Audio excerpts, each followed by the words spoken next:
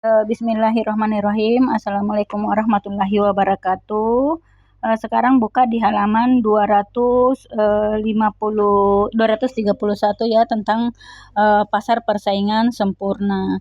Nah, kalau kita mengatakan apa itu pasar persaingan sempurna? Pasar persaingan sempurna itu industri atau pasar di mana terdapat banyak penjual dan banyak pembeli, dan setiap penjual itu ataupun pembeli itu tidak dapat mengubah harga. Berarti kalau pasar persaingan sempurna itu di mana ada beberapa karakteristik dari pasar persaingan sempurna atau ciri-ciri dari pasar persaingan sempurna, tetapi yang paling sinkron itu adalah banyaknya pembeli dan banyaknya penjual. Dan di sini di pasar persaingan sempurna ini, di sini penjual tidak dapat menentukan harga sendiri, tetapi mengikuti harga pasar. Nah, ada karakteristik dari pasar persaingan sempurna. Pertama itu perusahaan adalah pengambil harga. Ya, perusahaan adalah pengambil harga. Jadi atau biasa disebut dengan price taker, di mana perusahaan di sini ataupun produsen ya, produsen dalam pasar tersebut itu tidak bisa menentukan harga sendiri, tetapi mengikuti harga yang berlaku di pasaran. Ya, harga yang berlaku di pasaran yang sudah ada atau biasa disebut dengan price taker. Kemudian ada juga dikatakan setiap perusahaan itu mudah keluar atau masuk dalam industri pasar persaingan sempurna. Ya, misalnya saja sebagai contoh ya, ini yang contoh pasar persaingan sempurna itu industri tempe, industri tahu, industri kerupuk putih, ya, pasar persaingan sempurna. Misalnya contohnya adalah industri tempe. Di sini kan biasanya itu kita lihat kalau tempe yang kecil itu kan biasanya harganya 5.000. Si penjual tempe ini itu tidak bisa menentukan harga tempenya misalnya menjadi 6.000 ataupun 7.000, karena ketika dia menentukan harga di atas harga pasar, maka si penjual tempe itu akan ditinggalkan oleh konsumennya. Karena kan konsumen sudah tahu, oh kalau harga sebegini tuh harganya misalnya 5.000-an. Ya, itu yang kecil itu yang biasanya harganya 5.000. Jadi kalau mau kasih naik harganya 5.500 atau 6.000, otomatis konsumen akan meninggalkan si produsen tempe yang memberi harga di atas harga pasar. Jadi di sini konsumen sudah mengetahui harga pasar. Ya, kemudian setiap perusahaan mudah keluar ataupun mudah masuk. Misalnya usaha tempe atau industri tempe, ketika kenapa dikatakan keluar gampang masuk di dalam suatu pasar, maksudnya di sini itu artinya gampang membuat gampang membuat usaha tempe. Kenapa gampang membuat usaha tempe?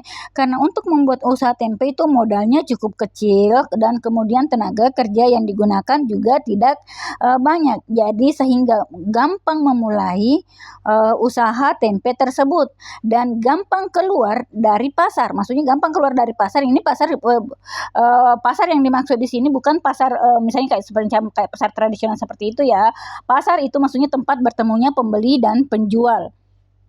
Nah, di sini pasar apalagi usaha tempe tersebut itu juga gampang meninggalkan, gampang berhenti dari usaha tempenya karena mereka tidak seperti industri-industri besar yang menggunakan banyak modal, yang menggunakan banyak tenaga kerja. Kalau industri tempe gampang meninggalkan usahanya ya karena mereka menggunakan modal yang cukup yang tidak banyak maupun tenaga kerja yang tidak banyak, sehingga misalnya mereka apalagi ingin mencari usaha lain atau berhenti dari usaha tersebut itu gampang sekali. Beda dengan usaha-usaha besar yang masih berpikir ketika mau berhenti, biasanya mereka berpikir masih banyak tenaga kerjanya, masih banyak mesin-mesin yang harus digunakan. Kemudian berikutnya itu menghasilkan barang yang serupa. Ya, karakteristiknya itu menghasilkan barang yang serupa. Contohnya saya kan tempe di barang yang serupa yang dimaksud di sini, sehingga konsumen tidak bisa membedakan mana output atau mana misalnya hasil produksi dari satu produsen dengan produsen yang lain. Misalnya saja 3 industri tempe. Seorang konsumen biasanya sulit membedakan ketika tanpa tanpa mereknya.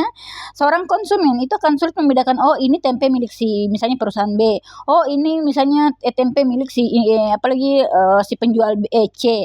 Ini sulit sekali dibedakan karena ada persamaan dari output tersebut, ada persamaan dari tempe tersebut.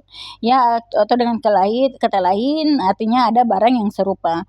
Kemudian terdapat banyak perusahaan di pasar. Maksudnya di sini terdapat banyak penjual di pasar tersebut sehingga konsumen bisa memilih yang mana yang mereka anggap cocok dan baik. Kemudian berikutnya yang berikutnya di halaman 233, pembeli mempunyai pengetahuan yang sempurna mengenai pasar. Maksudnya pembeli mengetahui pengetahuan yang sempurna itu artinya apalagi pembeli mengetahui harga untuk output atau produk tersebut. Sekarang kita lihat ya kita lanjut aja ke halaman 237 tentang perhitungannya ya. Tunggu saya begini cara perhitungannya. Tunggu ntar sambil pulpen. Ya, bisa dilihat di halaman 237. Ya, di halaman 237 ini jumlah produksi, simbolnya adalah kui. Jumlah produksi ya, misalnya ini jumlah produksinya 1, 2, 3. Kemudian biaya tetap simbolnya adalah TFC dari kata total fixed cost, seperti yang saya kirimkan di video pertama, atau biaya tetap. Ya, ada 100. Ini bersifat tetap, jadi nilainya 100. Kemudian TVC, ini biaya berubah. Ini kan yang sudah saya ajarkan di pertemuan di video yang saya kirimkan dulu. Ini adalah biaya tetap, adalah biaya-biaya yang dikeluarkan untuk membeli faktor produksi tetap. Faktor produksi tetap contohnya seperti membeli bangunan, membeli mesin-mesin besar, ya, membeli tanah diasumsikan di sini adalah lokasinya. Kemudian TFC, total variable cost atau biaya berubah. Total biaya berubah atau total variable cost yaitu 0, 100, 180 biaya berubahnya. Total variable cost-nya. Jadi ini biaya-biaya yang dikeluarkan untuk membeli faktor-faktor produksi yang berubah. Contoh faktor produksi berubah itu adalah tenaga kerja, bahan baku. Ini ya, nilainya ini sudah ditetapkan seperti ini. Kemudian total cost, TC. Total cost berarti penjumlahan antara TFC tambah TVC, berarti kolom keempat ini merupakan penjumlahan dari kolom kedua tambah kolom ketiga.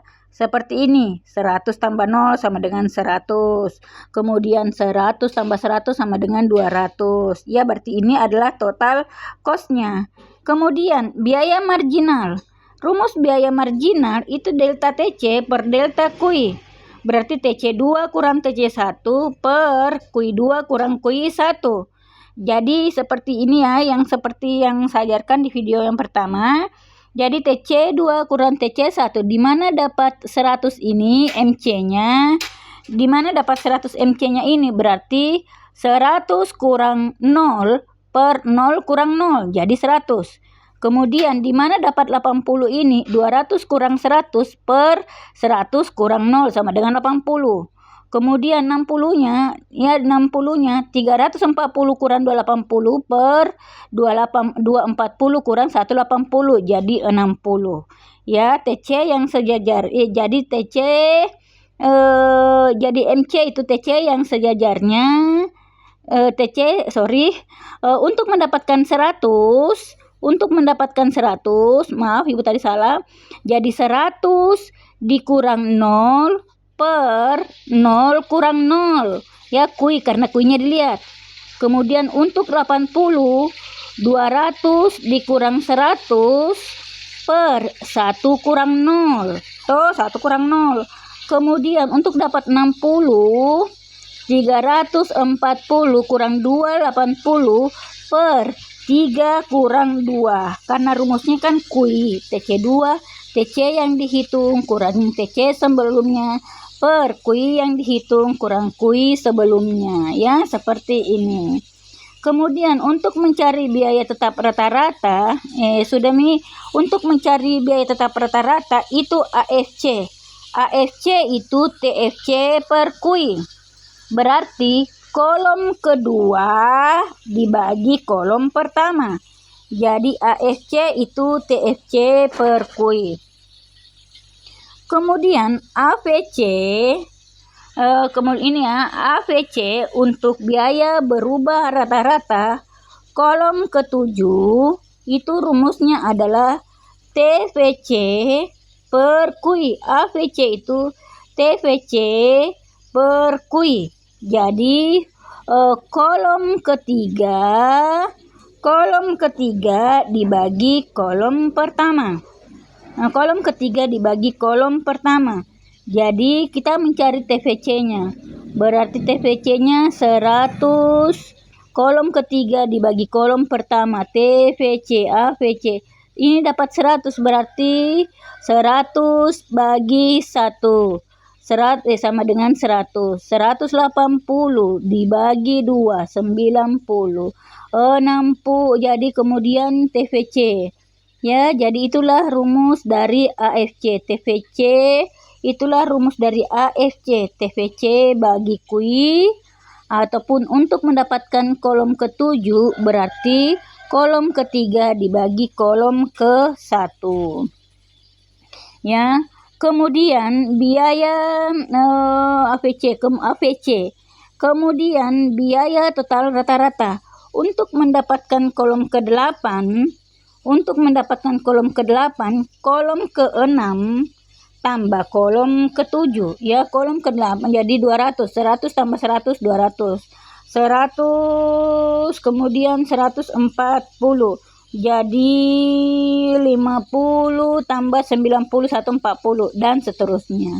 Jadi untuk mendapatkan kolom ke-8, kolom ke-6 tambah kolom ke-7. Untuk mendapatkan AC berarti AFC tambah AVC dan seterusnya. Berikutnya halaman 239. Ya, halaman 239. Nah, sekarang diketahui jumlah produksinya itu adalah 1 sampai 10. Kemudian harganya itu P-nya adalah diasumsikan tuh harganya 150. Jadi untuk mencari TR, total revenue atau total penerimaan, ingat ya, ini nanti akan saya pakai juga di ekonomi makro. Jadi untuk mencari TR itu adalah P kali kui. Ya, TR-nya P kali kui. Berarti jadi kolom pertama dikali kolom kedua. P kui-nya jadi 1 kali 150, 150, 2 kali 150, 300 dan seterusnya. P kali kui. Kemudian harga penjualan rata-rata AR. Ya, harga penjualan rata-rata itu adalah AR. Jadi kalau AR itu rumusnya adalah rumus AR, average revenue, atau hasil penjualan rata-rata. Penjualan rata-rata, rumus AR itu adalah TR per kui. Ya, AR itu adalah TR per kui. Karena TR per kui, jadi untuk mendapatkan kolom keempat, kolom ketiga dibagi kolom pertama. Jadi 150 bagi 1 sama dengan 150. Kemudian 300 bagi 2 sama dengan 150 dan seterusnya. Jadi AR ini itu TR bagi kui. Kemudian MR. MR tadi sama aja dengan marginal cost. Tapi marginal cost dia itu total cost yang dia hitung. Kalau marginal revenue itu adalah total revenue yang dihitung. Jadi untuk mencari MR, marginal revenue, itu rumusnya adalah delta TR per delta QI, atau TR2 kurang TR1 per QI2. TR2 kurang TR1 per QI2 kurang QI1. Jadi kita bisa lihat untuk mendapatkan MR 150, cara mencarinya itu adalah 150 kurang 0 per ya, ini 150 kurang 0, kita lihat kan ini ya 150 kurang 0 per, kita lihat mana nih MR-nya. Untuk mendapatkan nilai dulu yang 150, berarti 150 kurang 0 per 1 kurang 0. Untuk mendapatkan nilai yang 150 lagi nih MR-nya, berarti 300 kurang 150 per 2 kurang 1. Untuk mendapatkan 150 berikutnya, berarti lihat lagi TR 4,5 kurang 300 per 3 kurang 2. Yang sejajarnya ya, yang sejajarnya yang dihitung. Kemudian berikutnya, masuk ke halaman 240. Nah, di halaman 240 itu bisa kita lihat ya, ada TR, total harga penjualan, yang tadi rumusnya kan P kali QI. Kemudian ada total ada biaya produksi atau total cost. Kemudian jadi untuk mendapatkan profit itu adalah TR dikurang TC, total revenue dikurang TC. Berarti untuk mendapatkan kolom keempat itu kolom kedua dikurangi dengan kolom kedua dikurangi dengan kolom ketiga. Jadi 0 kurang 100 min 100, 150 kurang 200 min 50, 300 kurang 280 sama dengan 20, dan seterusnya ya. Jadi bisa kita lihat ketika profitnya ini biasa disimbolkan dengan P. Ketika TR, total revenue atau total penerimaan, lebih, bisa dilihat ya, total penerimaan lebih kecil, ini ya di sini yang pertama dan kedua, total penerimaan lebih kecil dari total biaya produksi, maka pasti rugi. Ketika total revenue, total penerimaan lebih kecil dibandingkan biaya produksi, pasti rugi.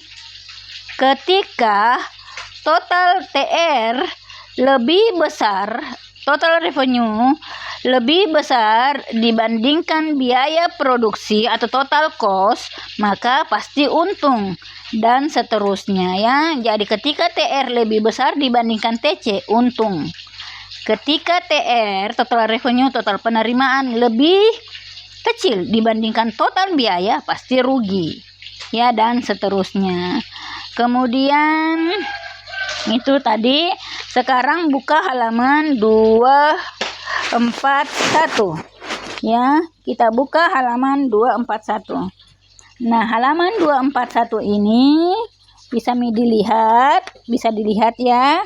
Tadi kan itu bersambung dari per halaman itu ya, dari halaman ini soalnya dari halaman 237 bersambung di halaman 239, bersambung di halaman 240, kemudian bersambung di halaman 241. Nah, itu kelanjutan soalnya. Nah, bisa dilihat jumlah produksi satu sempurna ini sama dengan soal sebelumnya ya. MR-nya sudah 150. MC-nya untuk mendapatkan kan sama yang di pertama. Ini Bu, di mana dapat MR 150? Kan sudah minta di sini. Dari halaman 239 ya, MR 239. Bu, di mana dapat MC-nya, marginal cost-nya 180 60? Ini didapat kan bersambungan ini. Ini didapat dari halaman 237 ya, halaman 237 karena ini kan bersambung. Kemudian tambahan keuntungannya ya, perubahan tambahan keuntungan atau biasa disimbolkan dengan seperti ini ya, tambahan keuntungannya. Add P. Jadi rumus untuk tambahan keuntungan itu adalah MR kurang MC. Jadi 150 kurang 100, 50, 150 kurang 80, 70, 150 kurang 60, 90 dan seterusnya ya. Jadi untuk mendapatkan AP atau tambahan keuntungannya itu MR kurang MC atau kolom kedua dikurang kolom ketiga dan seterusnya. Kemudian dari mana dapat jumlah keuntungannya ini? Di mana dapat 50, Bu? Jadi 50 ditambah 0, 50. Bu, di mana dapat 120? 50 ditambah 70, 120. Bu, di mana dapat 210? 90 ditambah 70. Ditambahkan semua ini ya. Sorry. Maaf, di mana dapat 50? Berarti 50 tambah 0. Kemudian di mana dapat 120? 50 ditarik ini. 50 tambah 70. Jadi 120. Di mana dapat 210? 120 ditambah, jadi di mana dapat 210? 120 ditambah 90. Di mana dapat 320? 210 ditambah 110. 450 320 ditambah 130. 4 kemudian 450 ya, dan seterusnya. Jadi 50, untuk dapat 50 berarti ya 0 tambah 50. Kemudian untuk dapat 120, 50 ditambah 70. Untuk dapat 210, 120 tambah 90. Untuk dapat 320, 210 tambah 110. Untuk dapat 450, 320 tambah 130 dan seterusnya. Seperti itu. Ya, jadi itulah untuk menghitung seluruh dari total biaya produksi pada pasar persaingan sempurna.